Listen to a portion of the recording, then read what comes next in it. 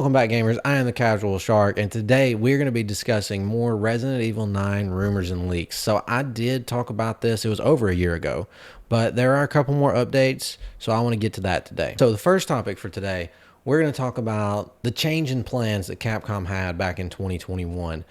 So to start with that, we need to talk about the success of Resident Evil Biohazard.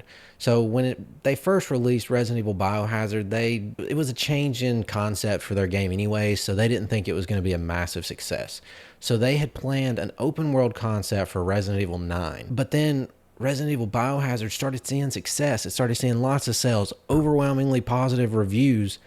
So in 2021, around the time that Resident Evil Village came out, they decided to change direction and continue that same concept. I mean, as of early this year, Resident Evil Biohazard has sold 14.7 million copies. I mean, that's quite a lot for, a single player horror game. But aside from the change in direction that they decided to go with back in 2021, we also have a possible time frame for a release.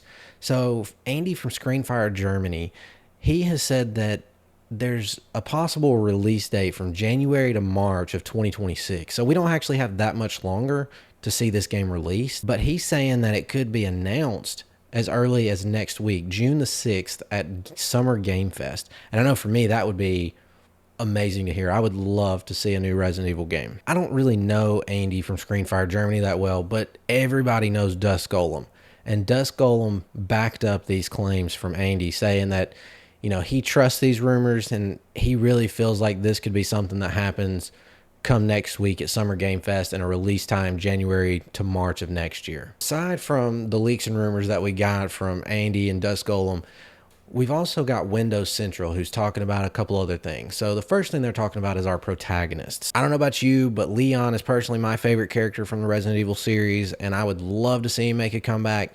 And that's initially what we're supposed to get. We're supposed to get Leon as our main protagonist with Jill by his side. It's supposed to be an island based off of Singapore. But back in 2021, when they decided to change direction, I think they went away from having Jill, but they're still keeping Leon. So, I mean, it is kind of sad that we're not going to see Jill in another game. Who knows? We might. We have to take all these with a grain of salt. But it seems like we're for sure going to get Leon, which I am extremely excited about. Lastly, we're going to talk about the style of the game, it being a single player versus multiplayer game. So this also comes from Windows Central. And now every Resident Evil game, aside from like one, the main story has been single player. So Resident Evil Biohazard, Resident Evil Village, those are all single player, storyline driven games. And that's what we're expecting to see from Resident Evil 9, is the same single player storyline, which we kind of need that because for those of you that don't know, the last multiplayer installment that Resident Evil or that Capcom tried to introduce, that was Resident Evil Reverse. And it was sold alongside Resident Evil Village.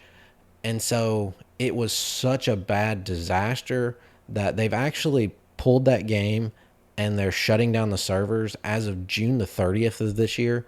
That's not even going to be available to buy, or it's no longer being sold with Resident Evil Village. Like, those servers are down and players will no longer be able to play on it. So we kind of need them just to stick to a single player, just linear story, or maybe even an open world. I think we could get by with a single player open world Resident Evil game. Based off the last two games we had in Resident Evil, we had Resident Evil Biohazard, Resident Evil Village. Both of those were, in my opinion, huge successes. So Resident Evil Biohazard, like I said before, the beginning of this year, it has sold 14.7 million copies. And Resident Evil Village, as of the beginning of this year, has sold 11.3 million copies. That's pretty great numbers if you ask my opinion. Anyways, that's all I'm going to have for you today. So go ahead, hit that subscribe button, turn on notifications so that you don't miss any videos that I upload. And let me know in the comments whether you prefer Resident Evil Biohazard or Resident Evil Village. And I will catch you next time.